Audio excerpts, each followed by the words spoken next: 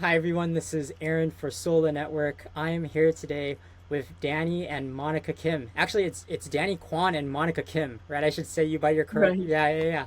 But you guys are married and you are together finally in the same room. I don't know. You guys record, but you're in like separate rooms. So it's like it's Right. great to see you in the same room today. Thanks for taking this podcast. I want to talk today about your book, Teenagers and Mental Health, a handbook for parents, pastors, and youth leaders. Can you please introduce yourself and, yeah, briefly tell me about your book?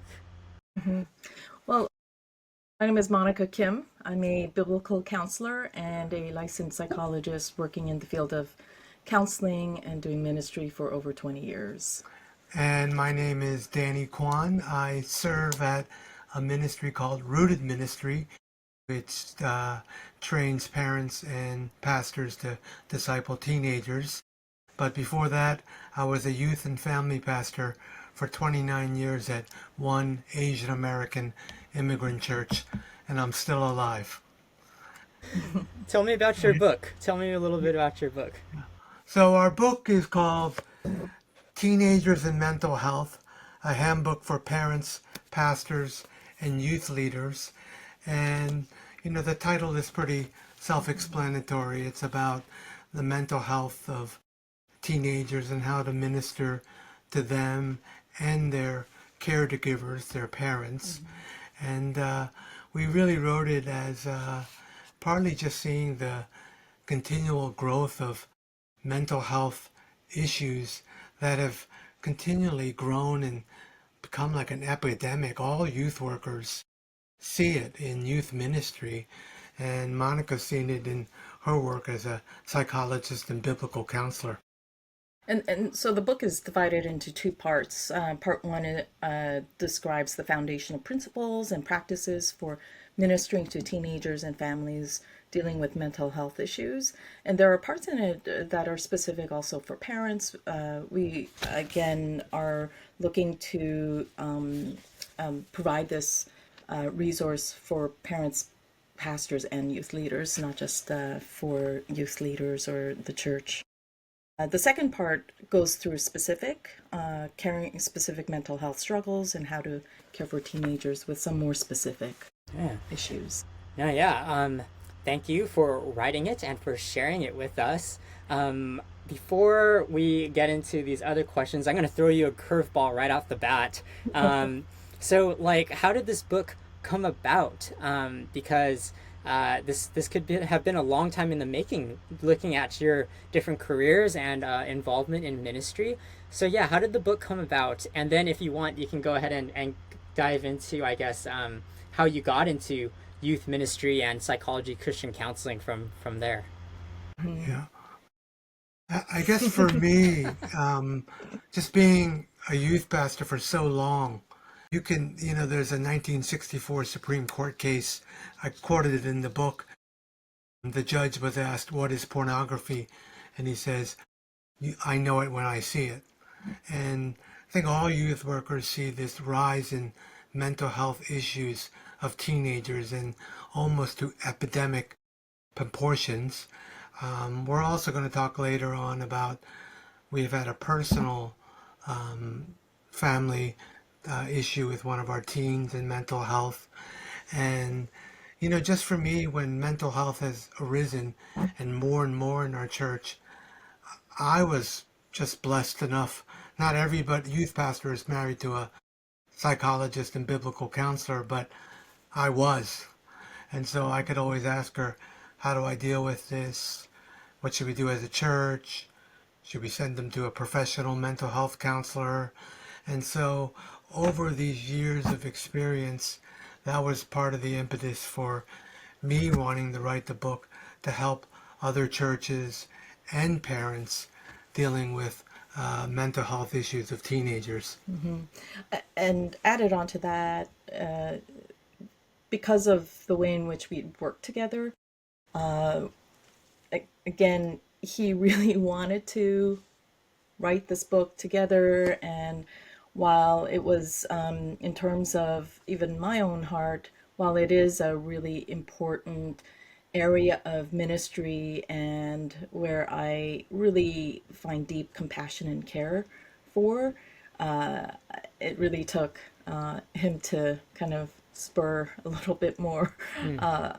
on for me to be able to hop onto this writing project with him. Mm. I mean, she has so much to contribute and share and always been so helpful. And I think this tag teaming of a youth minister working with teenagers and families and a counselor and psychologist has been a really good combination of working together to serve teenagers in our church and to help other youth workers in churches working for mental health issues in their teenagers and parents too. And I guess I'm just going to dive right into that question about how did we get into, for him, youth ministry, and for myself, psychology and biblical counseling. I actually started in youth and children's ministry when I went to seminary, and that's where I met him.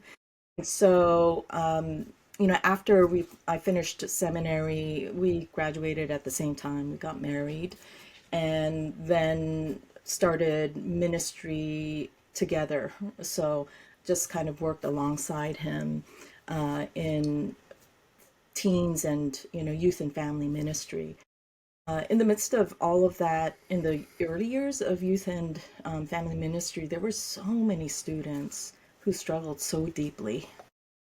I mean, with various mental health issues. Some were pretty severe too.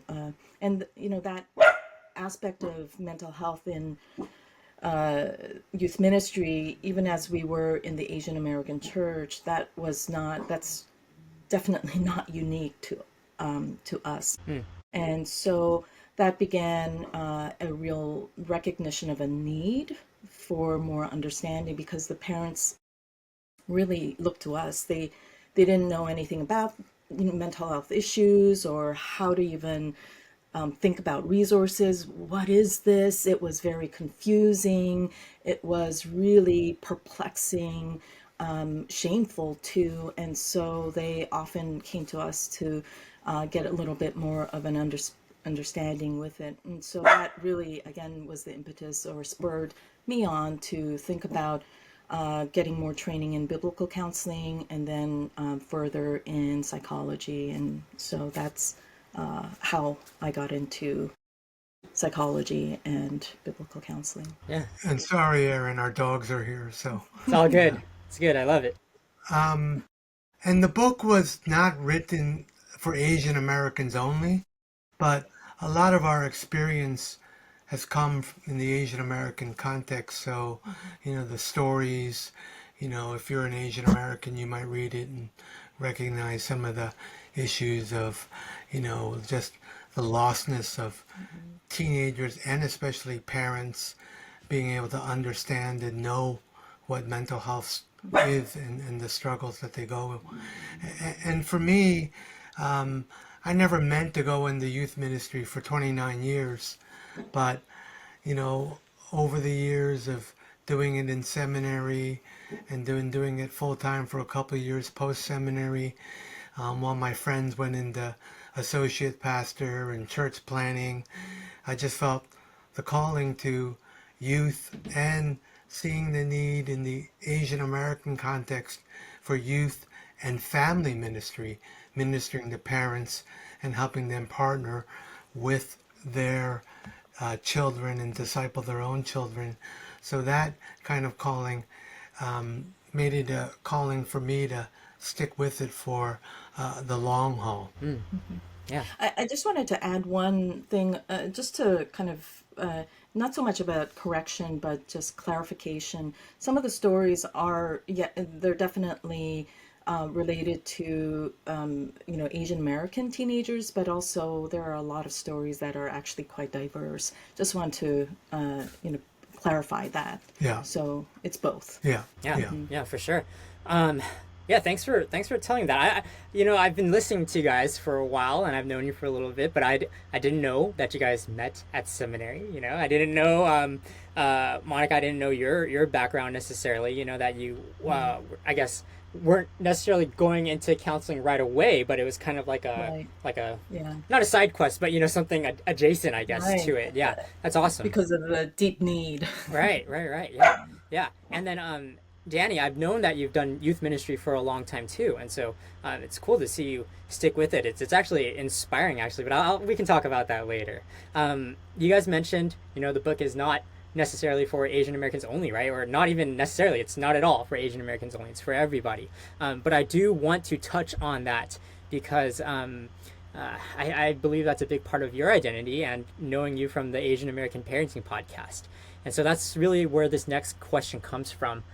What does it mean for you to advocate for teenage mental health as Asian Americans yourself? And so I want this to be, I mean this to be a personal question for you guys.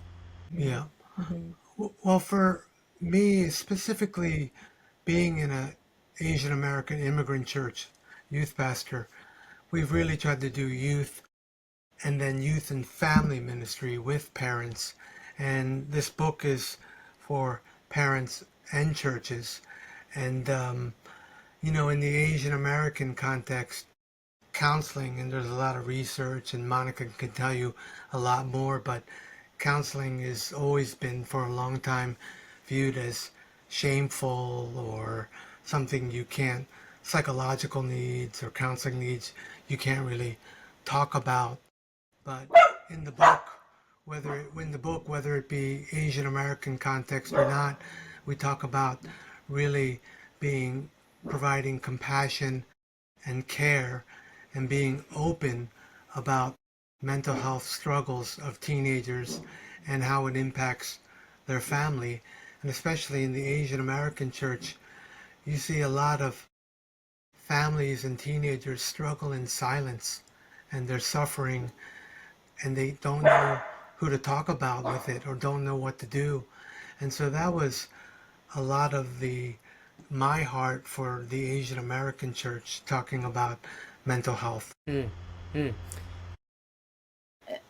Yeah, I'll just add to that a little bit in terms of specifically what it means for me as an Asian American to advocate for teenage mental health. I think it's also a bit of a personal road, and I know I kind of have some scatterings of personal stories shared in the book about when I was a teenager and struggling with various kinds of more deeper mental health issues like depression, especially in the kind of the first year of college when I first went to college, and really being so struggling deeply with a lot of shame, but also bewilderment, feeling so alone in the midst of it, and thinking that I have no help at all but God, right?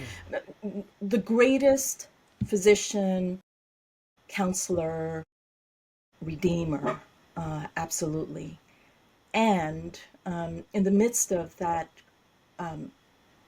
deep struggle and a cry as I wrestled with the Lord, oftentimes it also felt I felt alone or ashamed to even reach out and talk about it to anybody. My parents, they were very compassionate people, and I believe that they would have really sat and listened to me and would have given me a lot of support.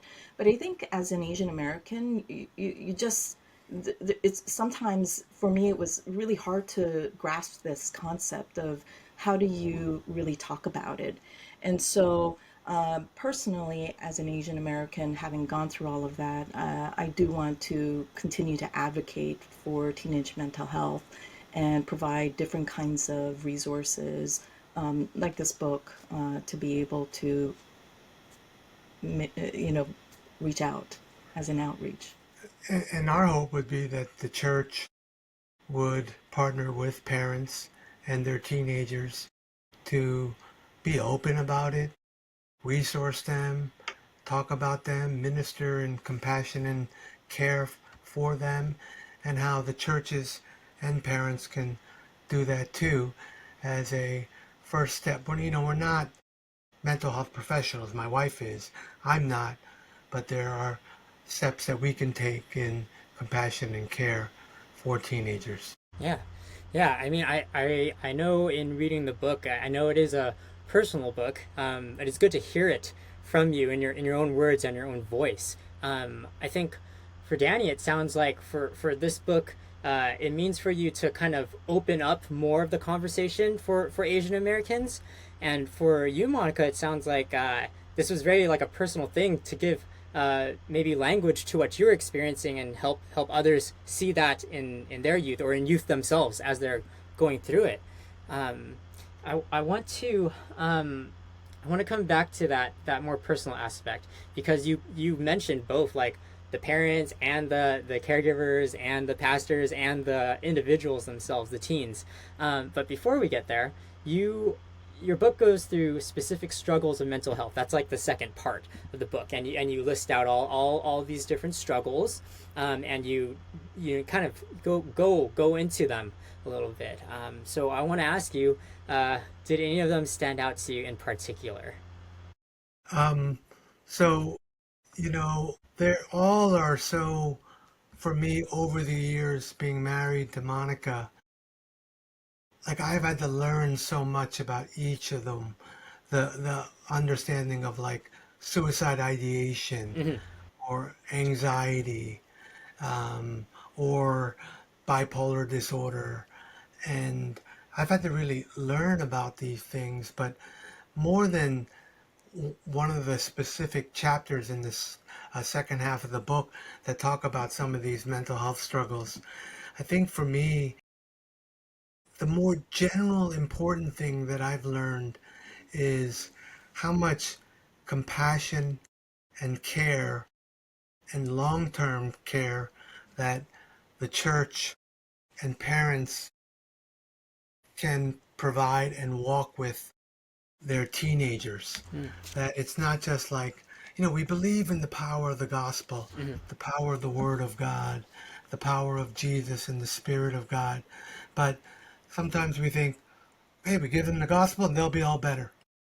But with mental health and all these struggles, there is a real journey of walking with the teenagers and their parents.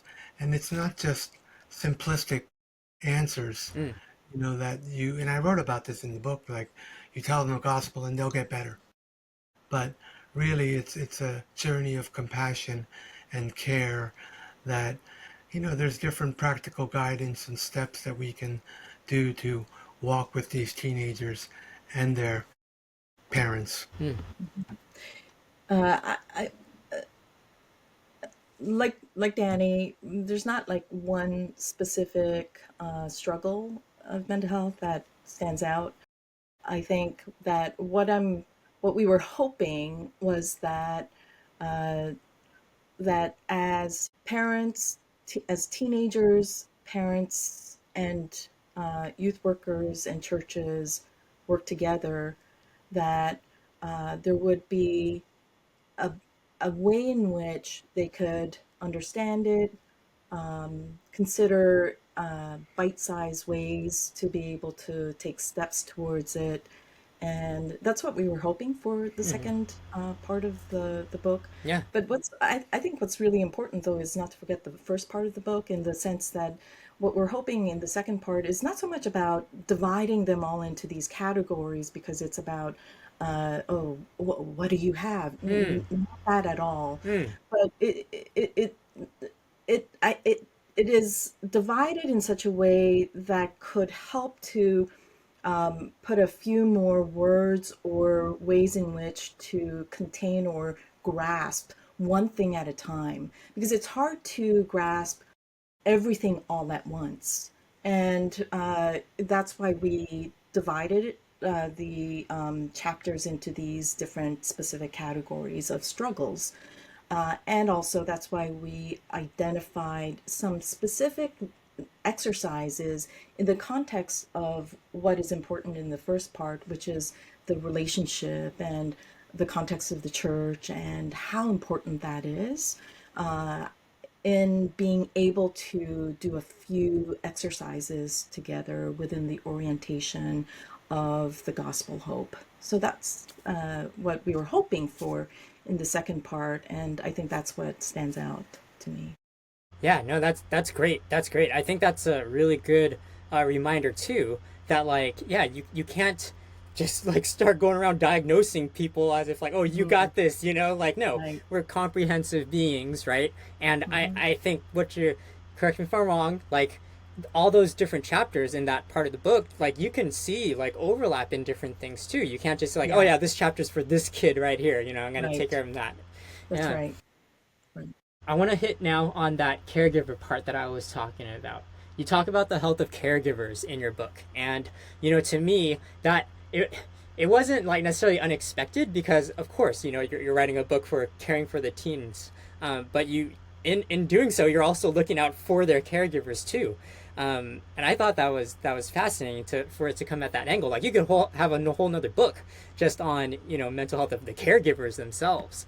Hmm. So I want to ask you, in what ways have you wrestled with this, if at all, as your Hmm. roles as caregivers? Yeah. Well, again, we wrote the book, fellow youth workers, just seeing the epidemic of teenagers' mental health on the rise in the last 15, 20 years. But also, we wrote about this in the introduction. One of our children in middle school was bullied and also had some mental health struggles. And it was, for me, if I wasn't married to Monica, it was really hard for me. I didn't understand it. I didn't know how to deal with it. I didn't know how to walk with him. Sometimes I got angry, upset. Sometimes it was frustrating, fearful, scary, the gamut of emotions. It was a real journey. So, in addition to all the students and Monica ministering in her professional setting to different people that we've cared for, I've experienced it as a parent myself. And so that was part of the reason of writing this book, um, for churches to care for parents to help them to care for their own teenagers struggling with mental health, and for just caring for both the teenager and parents.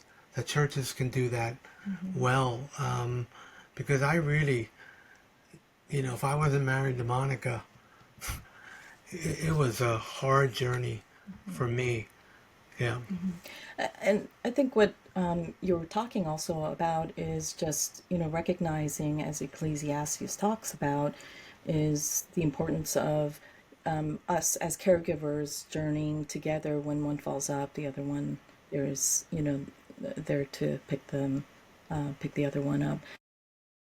I think that what you shared is the same thing that I experienced, even though I deeply understood and we were really working together to dig deeply into God's compassion and His grace together so that we could share those kinds of experiences that included all of those emotions that you were going through. And added to that, yeah, there was a lot of heaviness, as you said, lots of worries, many downs, but also a lot of ups in the midst of the journey. And so, for myself, in terms of what I wrestled with, also is that, like you, the sense of persevering in the midst of it, whether one wants to call it a journey or having to stay really focused on the hope of God's unfolding good plan for our teenager, and knowing that good will come. There was a real sense of a long suffering that we had to lean into with the Lord in it. And so with that, I think the way we wrestled was to be able to spur one another on to just take one moment, one day at a time, with a hope of good to come. And that's our hope for churches and for parents. That we've seen a lot of teenagers struggling with mental health struggles, but also how it impacts their parents and families.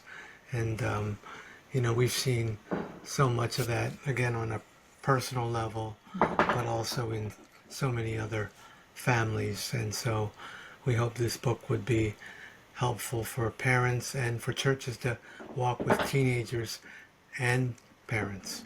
Yeah, no, absolutely. I think that's like probably the first thing that I remember reading. Right, it's like really close to the beginning, and so I just remember like, okay, this is the type of book that we're getting into. This is not theoretical to you guys, but this is very practical. Obviously you've lived it out. I think that I think that also it's thoroughly Christian. I think there's a thread of hope throughout the book. I also think that you do acknowledge the church, the church as a whole. I mean, obviously you're speaking to the youth pastors, youth counselors, but you are talking to the big church as a whole. I think in the book. Yeah. I want to give give you the chance now to give me some advice, as I am also in youth ministry. But I don't know, like I'm getting older, So like, what's some advice that you have for people like me that are still doing youth ministry, at an older age, and still trying to read up on the literature, right? Your book, namely. Yeah. What do you guys have to say to me? Mine will be quick, Okay. so Sure. you can take a little more time. I would say a big thing, don't go it alone, for sure. Whether in younger or older, in youth ministry, yeah, don't go it alone. Continue to build up the resources, the partnership, Mm. the you know, walking together in caring for youth in the midst of their mental health struggles, and then finally, as you soak over and over in that deep well and abundant, overflowing grace of God through Christ and His church, to be able to just continue to care compassionately with one conversation, with one circumstance, one hardship at a time Mm. with teenagers. Mm. Yeah.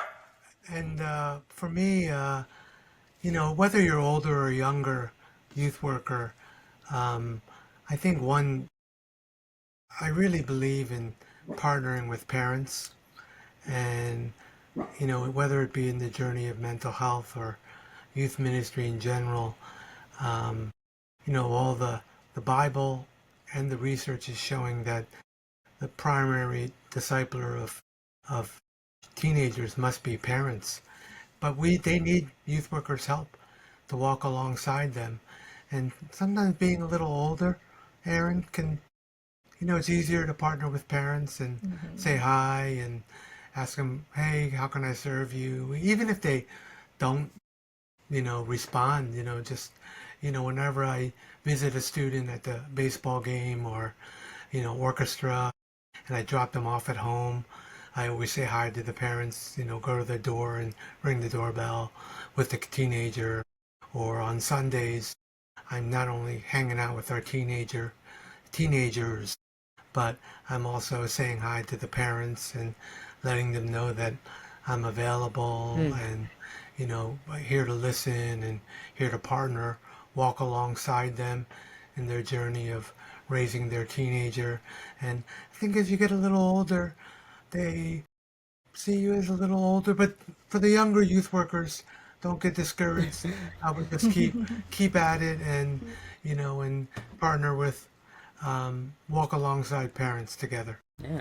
Thanks, guys. Okay, one more surprise question, and this will be it. I told you that you guys are inspiring to me, seeing you guys do your podcast and everything together. For me and my wife, it's difficult for us to do creative things together. So, how do you guys do it? How do you guys do creative projects together? What are some tips and tricks that you can give me and my wife as we collaborate on stuff together? Oh my goodness. That's a big question. I mean, definitely if making it a safe place to brainstorm together Okay. and not rejecting any of them as you're creatively trying to work together, whether in ministry or even with this book that we did. I know that that was a really important part of the process because just a lot of mistakes, a lot of struggles, a lot of difficulties, just a lot of things in working through a project. So yeah, making Yeah, it loving and safe. I know yesterday we did this marriage counseling with a couple and we talked about teamwork. And, with podcasting, I like to just be on the fly and just do it. But Monica I'm likes not like to, that. script it out a little bit more. Have a little plan. And we've had to find that medium of her wanting to be a little bit more scripted and planned, and me kind of being more impromptu and sometimes impulsive and ask last minute questions. Yeah. Sorry about surprise questions. And so I think it's that, that process of good teamwork together, especially even planning the project. The podcast has been really, really helpful. And me being open, saying, hey, I understand we need to plan it out a little bit Yeah, and yeah, script it. And yeah, I've had to embrace that. yeah. Yeah. I think big theme of we're on the same team. We're how do we say it's a we, and how do we build towards that in so many aspects of differences and difficulties. We certainly had to do that. So building the we. Well, you guys are doing a great job. Thank you for inspiring me, and congrats on your book that you wrote together. And I look forward to hearing more from you guys. Thank you so much. Great. Thanks Thank for you, having Aaron. us, Aaron. Thank you. Sola Network exists to influence the emerging generation of Asian Americans and those who lead them with the gospel of Jesus Christ. Find our articles, book reviews, podcasts, and more at sola.network. If you would like to partner with Sola Network through collaboration, networking, volunteering, or giving, please contact us through the website.